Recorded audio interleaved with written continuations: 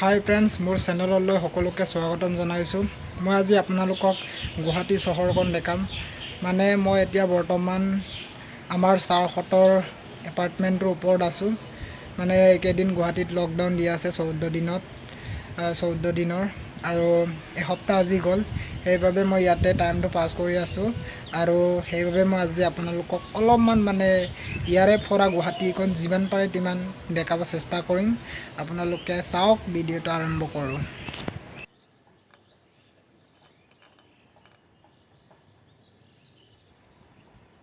এনেকৈ এতিয়া আমাৰ ভিডিঅ'টো আৰম্ভ কৰিছোঁ আৰু এইটো পাহাৰটো মেঘালয় পাহাৰ আৰু তাতে আজি ৰামধেনু ওলাইছে। তলৰটো এইটো আমাৰ শিৱ মন্দিৰটো আৰু এইটো আমি যোনটো এতিয়া প্লেটৰ ওপৰত আছোঁ, ইয়াৰ পৰা আপোনালোকক যিমান পাৰে তিমান মই দেখাই আছোঁ।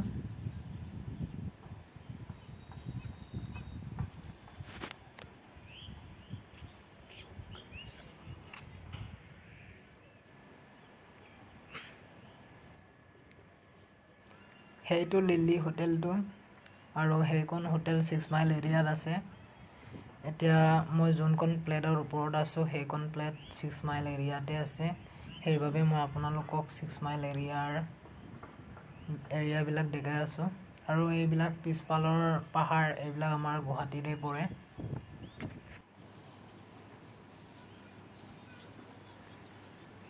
আৰু এইটো নতুনকৈ বিল্ডিংটো বনাইছে, তাতে কিবা চিনেমা হল এনেকৈ কিবা হ'ব বোলে।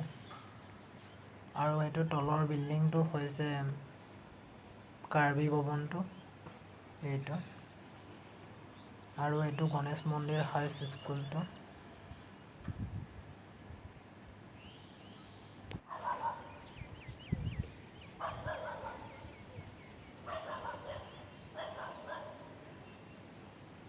এতিয়া টাইমটো 6টামান বাজিলে, সেইবাবে বেলিটো এতিয়া ডুবিবৰ হ'ল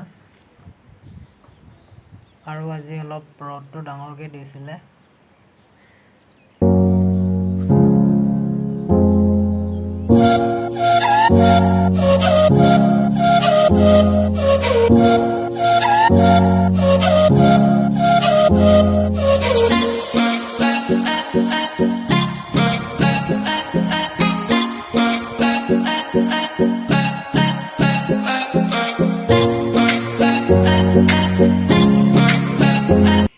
এনেকৈ মই আপোনালোকক অলপমান দেখালোঁ।